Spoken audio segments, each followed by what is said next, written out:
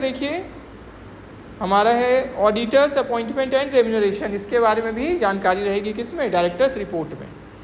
Details of the appointment, appoint किनको कर रहे हैं या रीअपॉइंटमेंट फिर से अपॉइंट कर रहे हैं, ठीक है, या रिमूवल ऑफ ऑडिटर, किन्हीं को आप हटा रहे हैं ऑडिटर से। ये आप कॉर्पोरेट लॉ जो पढ़ रहे हैं ना आप लोग, तो उसमें डिटेल में पढ़ेंगे, ठीक है, उसमें आया हो सकता है डिटेल में रहे आपका, क्योंकि वो आपका है सब्जेक्ट। पढ़ रहे हैं ना बिजनेस एंड कॉर्पोरेट लॉ, पढ़ रहे हैं कि नहीं? हाँ बोलिए, बैठना ही थोड़ी है सर। फिर इंक्लूड्स, क्या क्या रहेगा इसमें, name of the auditor, fees paid to the auditor, any qualification और reservations expressed by the auditor during the year, कि कोई क्वालिफिकेशन या रिजर्वेशन है, ठीक है। अलग अलग तरह का ऑडिट रिपोर्ट बनता है।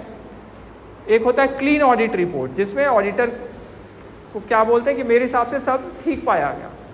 फिर एक होता है क्वालिफाइड ऑडिट रिपोर्ट, उसमें क्या उनको किसी चीज़ में वो बोलते हैं कि ये चीज़ मेरे हिसाब से ठीक नहीं पाया गया, उसको अलग से वो मेंशन करते हैं। फिर होता है नेगेटिव ऑडिट रिपोर्ट, वो बोलते हैं कि ये चीज़ तो नहीं होना चाहिए था लेकिन ये चीज़ हुआ है, ठीक है, उनके हिसाब से। तो आप डिटेल में जब आएगा तो आप वो देखिएगा, यहाँ हम बस शॉर्ट में बता रहे हैं। लास्ट होता है एक डिस्क्लेमर, जिसमें वो ऑडिट रिपोर्ट ही नहीं देते हैं, ये बोल के मतलब अपना ओपिनियन ही नहीं देते हैं, ओपिनियन नहीं देते हैं, मेन ओपिनियन। और ऑडिट रिपोर्ट क्या हो गया कि ऑडिटर का जो रिपोर्ट बनाते हैं जिसमें वो क्या अपना राय देते हैं, ओपिनियन देते हैं। लेकिन एक लास्ट वाला जो ऑडिट रिपोर्ट होता है डिस्क्लेमर ऑफ ओपिनियन, वो बोलते हैं हम ओपिनियन देने के स्थिति में ही नहीं है, मतलब गड़बड़, भारी गड़बड़ चल रहा है लग रहा है, या हम नहीं कर पा रहे हैं ऑडिट, इस तरह का कुछ। क्लियर हो गया? तो डिटेल में आप जब आएगा तब पढ़िएगा। तो यहाँ जो हम लोग ये पढ़ रहे हैं, ये भी तो हम लोग शॉर्ट में पढ़ रहे हैं, क्योंकि ये कॉर्पोरेट लॉ नहीं पढ़ रहे हैं। क्या पढ़ रहे हैं हम लोग? Corporate accounting. तो कॉर्पोरेट लॉ आप लोग पढ़ रहे हैं ना, उसमें देखिएगा ये सब फिर आप पढ़ेंगे, ये सब जो अभी हम लोग देख रहे हैं ना ये, तो ये सब डिटेल में आप वहाँ पढ़िएगा। फिर देखिए corporate social responsibility, CSR activity, इसके बारे में भी कौन लिखते हैं? डायरेक्टर्स लिखते हैं अपने रिपोर्ट में, ठीक है। तो सेक्शन 135 के अंडर, ठीक है, कंपनीज जो जिनको CSR करना ज़रूरी है तो उसके बारे में वो रिपोर्ट भी देते हैं। CSR करने के लिए हम लोग किए थे ना, अगर 5 करोड़ या इससे ज़्यादा क्या होगा आपका नेट प्रॉफिट होगा पिछले साल, या 500 करोड़ या उससे ज़्यादा नेट वर्थ आपका शुद्ध मूल्य होगा कंपनी का, एसेट्स माइनस लाइबिलिटीज़ करके, या लास्ट क्या था 1000 करोड़ या उससे ऊपर आपका क्या है टर्नओवर है, तो आपको कॉर्पोरेट सोशल रिस्पॉन्सिबिलिटी के लिए खर्च करना पड़ेगा।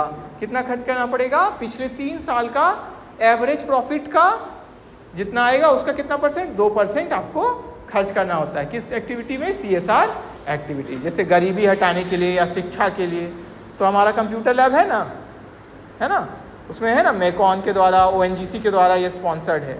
वो क्या किए? CSR के तहत ये किए। क्लियर हो गया कि उनको समाज के लिए खर्च करना पड़ेगा, वो लॉ के दायरे में आ गए हैं, अब उनको उतना खर्च करना पड़ेगा। पिछले 3 साल का एवरेज करके 2%, ठीक है। किनको तीनों में से अगर एक क्राइटेरिया भी मीट हो गया, कौन कौन सा क्राइटेरिया? 5 करोड़ या उससे ज़्यादा का नेट प्रॉफिट हो गया, नेटवर्थ 500 करोड़ या उससे ज़्यादा का हो गया, या टर्नओवर 1000 करोड़ या उससे ज़्यादा का हो गया। तो आपको क्या करना पड़ेगा? पिछले 3 साल का एवरेज निकालना है प्रॉफिट का, और उसका 2% खर्च करना होगा सामाजिक, ठीक है, जो भी उत्तरदायित्व आपका बनता है, ठीक है, कॉर्पोरेट सोशल रिस्पॉन्सिबिलिटी। और अगर आप पूरा पैसा प्रोजेक्ट्स, फिर आप क्या क्या लिए, तो मतलब कितना खर्च किए वो आपको बताना है। प्रोजेक्ट्स कौन कौन सा लिए, मतलब जिस पर खर्च किए हैं और उसका क्या प्रभाव रहा, इम्पैक्ट रहा, और रीजंस फॉर एनी शॉर्टफॉल, अगर कोई कारण है जिसके कारण जितना खर्च करना था उतना अगर आप नहीं कर पाए तो वो भी आपको बताना है। फिर रिस्क मैनेजमेंट है, रिस्क मैनेजमेंट के ऊपर भी आपको बताना है अपने रिपोर्ट में, ओवरव्यू, कितना कंपनी रिस्क फेस की है और क्या क्या आप स्टेप ले रहे हैं, किसके लिए स्टेप लिए हैं उसको कम करने के लिए रिस्क को।